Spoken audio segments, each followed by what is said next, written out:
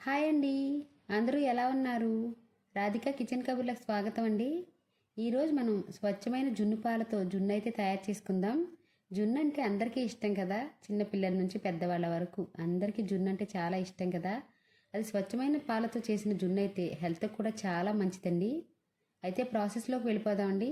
దానికోసం ఒక గిన్నె తీసుకుని జున్ను పాలు ఒక 1/2 లీటర్ పోసుకోండి. ఇవి సెకండ్ రోజు తీసిన జున్ను పాలండి. అలాగే నార్మల్ పాలు పచ్చివి ఒక 1/2 లీటర్ పోసుకోండి. నార్మల్ పాలు కాయకుండా పోసుకోవాలండి, అప్పుడే జున్ను టేస్ట్ అనేది చాలా బాగుంటుంది. ఇందులోకి ఒక 400 గ్రాములు బెల్లం వేసుకోండి. మీకు స్వీట్ ఎక్కువ ఇష్టమైతే 1/2 కేజీ బెల్లమైనా వేసుకోవచ్చండి. మేము కొంచెం తక్కువ స్వీట్ తింటాం కాబట్టి కొంచెం తక్కువ బెల్లం వేసాము.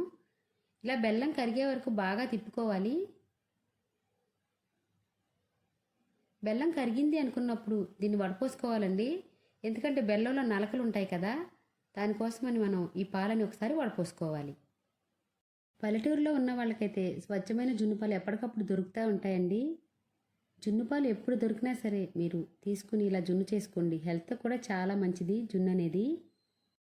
పాలు మొత్తం వడపోసుకున్నాక ఇలా 15 మిరియాలు 2 యాలకుల్ని కచ్చా పచ్చాగా చేసుకుని ఆ పొడి వేసుకోండి. ఈ మిరియాల పొడి వేశాక పాలు అనేది కలపక్కర్లేదండి. కలిపితే ఏమవుతుందంటే పాలు మొత్తం మిరియాల పొడి అక్కడక్కడ నలకల్లాగా ఉంటాయి కదా, అలా కాకుండా మనం పైన వేసేసి అలా వదిలేస్తే మిరియాల ఘాటు అనేది కిందకి పాలు మొత్తం దిగుతుంది, ఆ ఫ్లేవర్ వస్తుంది, చాలా టేస్టీగా కూడా ఉంటుంది.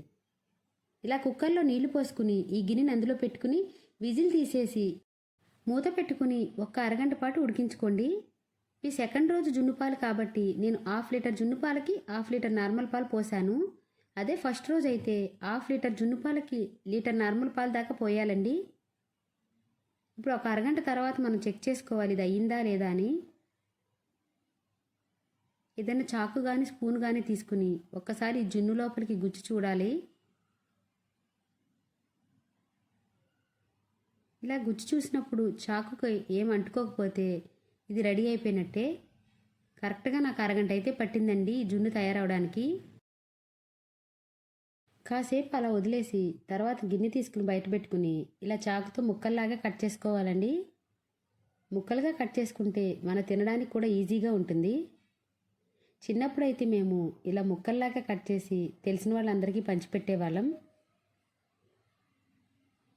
నేను చేసుకున్న జున్ను వచ్చేసి మరీ పలుచగా ఉండదు, మరీ గట్టిగా కూడా ఉండదు, సమానంగా ఉంటుంది.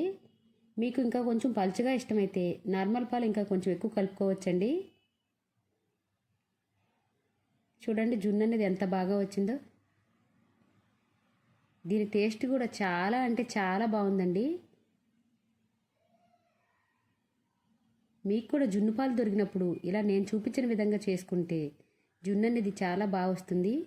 నా వీడియో నచ్చితే లైక్ చేయండి, షేర్ చేయండి, సబ్స్క్రైబ్ చేసుకోండి.